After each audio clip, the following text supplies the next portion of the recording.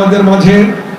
আজকে তার কনিষ্ঠ পুত্র আরাফাত রহমান কুকু নির্যাতনের মধ্য দিয়ে তিনিও বিদায় নিয়েছেন আমাদের কাছ থেকে। আজকে আমরা তাদের আত্মার মাগফিরাত কামনা করছি। এবং আজকের এই ইফতার মাহফিলে সকলের পক্ষ থেকে, ঢাকা ২ আসনের পক্ষ থেকে নবনির্বাচিত প্রধানমন্ত্রী জনাব তারেক রহমানকে এবং তার মন্ত্রী পরিষদের সকল সদস্যকে আমরা অভিনন্দন জানাচ্ছি, ধন্যবাদ জানাচ্ছি, শুভেচ্ছা জানাচ্ছি।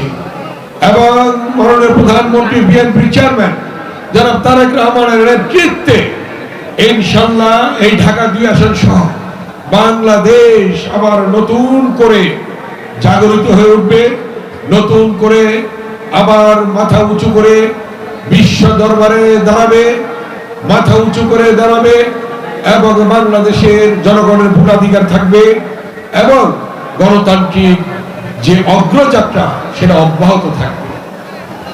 মাননীয় প্রধান উপদেষ্টা এবং সম্মানিত উপদেষ্টা পরিষদের সদস্যবৃন্দ একটি নিরপেক্ষ সুষ্ঠু নির্বাচন করেছেন।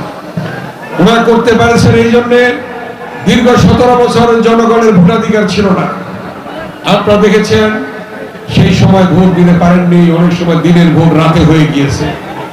কিন্তু আজকে জনগণ ভোটের অধিকার পেয়েছে। আজকে তত্ত্বাবধায়ক সরকারের অধীনে আমি 4 বার নির্বাচিত হয়েছি, এবার অন্তর্বর্তীকালীন সরকারের অধীনে নির্বাচিত হয়েছি এবং আবার তত্ত্বাবধায়ক সরকার প্রথা চালু হয়েছে।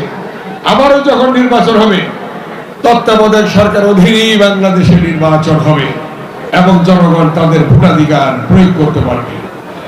এটা পাওয়া গেছে কিভাবে আপনারা জানেন। আমাদের এই দীর্ঘ 17 বছর আন্দোলনে ইলিয়াস আলী গুম হয়েছে, চৌধুরী আলম গুম হয়েছে, সুমন গুম